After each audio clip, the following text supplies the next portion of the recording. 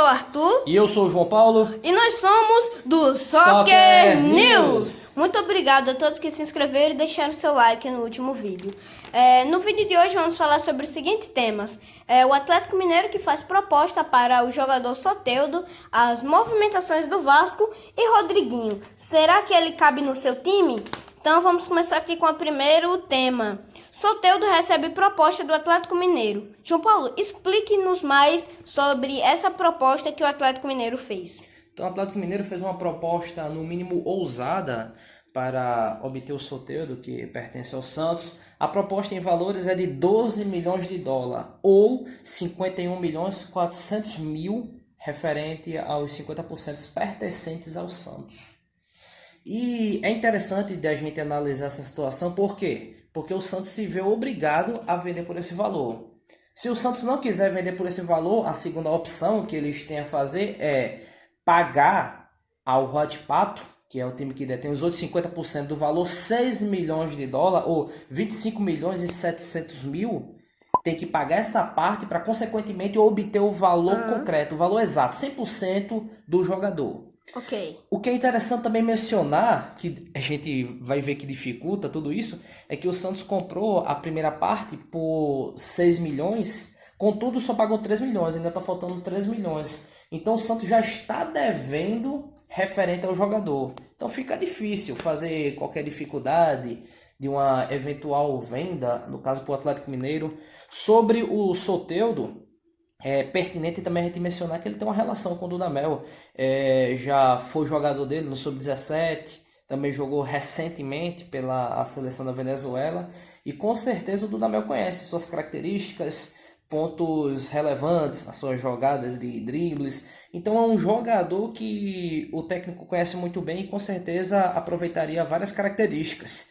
Sobre o Atlético Mineiro, que está um time bem forte, incisivo nas contratações, já contratou o Alan, que era do Fluminense, teve até embrólios com alguns dirigentes do Fluminense, etc. Também contratou recentemente um grande jogador, Guilherme Arana, que não se deu muito bem lá na Europa, mas com certeza vai ajudar bastante o time. Obrigado, João Paulo. E as movimentações do Vasco, que está a 5 dias da estreia da Copa Sul-Americana contra o Oriente Petroleiro e está praticamente eliminado da Taça Guanabara. João Paulo, dê uma boa notícia para a nação vascaína. A notícia é Guarim. Isso mesmo, Guarim. Jogador que 33 anos, teve passagens relevantes na sua carreira, o Porto, Internacional, estava na China, também teve uma passagem pelo Boca Juniors, poucas pessoas se lembram. Ele estreou ano passado pelo Vasco, no dia 16 de outubro, então logo no finalzinho do ano, contra o Botafogo, na vitória sobre o mesmo por 2-1. O Guarim teve 12 jogos na temporada passada, fazendo 3 gols. O gol que com certeza é lembrado pela nação vascaína com carinho é aquele na entrada da grande área, que ele recebeu, chutou cruzado. O Fábio se esticou, mas não conseguiu alcançar. Então isso aí mostra uma das características, atributos que o Fred Guarim tem, que é o chute a meia distância. É um jogador que tem a experiência de ter jogado na Europa. Com certeza traz muita ajuda ao time do Vasco. As dificuldades que o Vasco está enfrentando para efetivar essa compra, que ainda não foi efetivada, mas está bem encaminhada, é o contrato. O Vasco queria um contrato de 1 ano. Porém, o jogador necessitava ou queria um contrato de 2 anos. E também uma outra dificuldade sobre os impostos. A gente conhece aqui no nosso país que os impostos são grandes, então acabava levando uma quantidade bem significativa do salário do jogador. Mas sendo superado essas dificuldades, essas limitações, provavelmente o futuro dele será lá na equipe do Vasco. Certo. Então, é um jogador bastante útil, jogou bastante pela seleção da Colômbia, 33 anos, ajudou e se ficar, ajudará muito mais. E uma outra notícia que tenho a trazer também, que não é nada concreto, mas é uma especulação forte que aconteceu, é sobre o Diogo Barbosa. O Diogo Barbosa, a gente sabe que o Palmeiras ontem realizou a compra, a gente até viu no vídeo ontem, falou sobre isso, do Matias Vinha, jogador, revelação, considerado o melhor lá do Campeonato Uruguaio. Ele chega com certeza para ser titular lá no Palmeiras. Sendo titular, consequentemente, o Diogo Barbosa vira a quarta opção, a quarta não, a terceira opção no elenco do Palmeiras. A primeira opção, com certeza, será o Matias Vinha, depois o Vitor Luiz, que está sendo titular nesses jogos, Diogo Barbosa e, por último, o Lucas Esteves. Então, é mais ou menos essa situação, não é das mais confortáveis para o Diogo Barbosa. Está sendo cogitado o empréstimo, os times que estão de olho, além do Vasco, é o Santos e o Atlético Paranaense. Vale salientar que o jogador de 27 anos já teve uma passagem pelo Vasco. A proposta ele foi revelada pelo Vasco. Depois girou por outros times, tais como Sport, Guarani, Botafogo. A gente lembra um pouco da passagem dele, Botafogo, que o credenciou a ser contratado no Cruzeiro. E no Cruzeiro ele teve altos e baixos.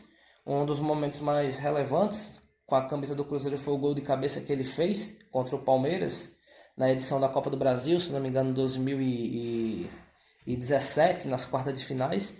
Então é um jogador bastante legal que, se vier, vai ajudar e muito a equipe do Vasco. E Rodriguinho, cairia bem no seu time?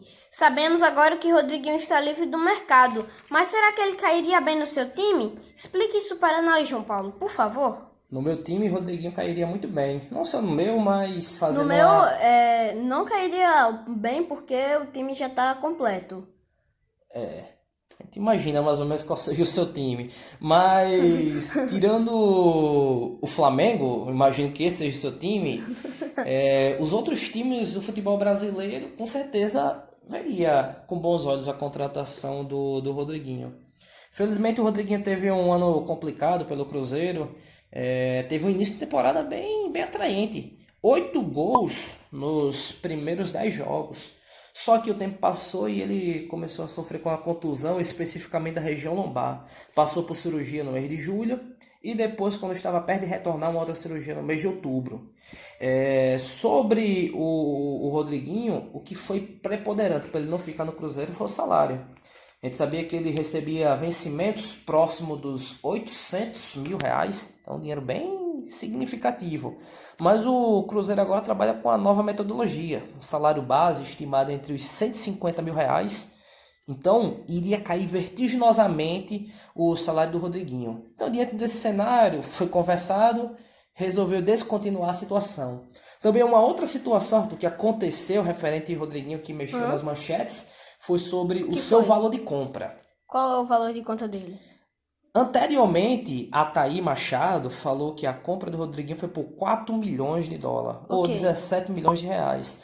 Porém, segundo novas informações, diz que esse valor não era bem isso não. Era de 7 milhões de dólares, ou traduzindo 30 milhões de reais. Então essa é a dívida que o Cruzeiro ainda tem com o antigo time do Rodriguinho Pirâmides. Então vamos ver como é que se desenrola essa história. Mas que o Rodriguinho cairia bem, com certeza.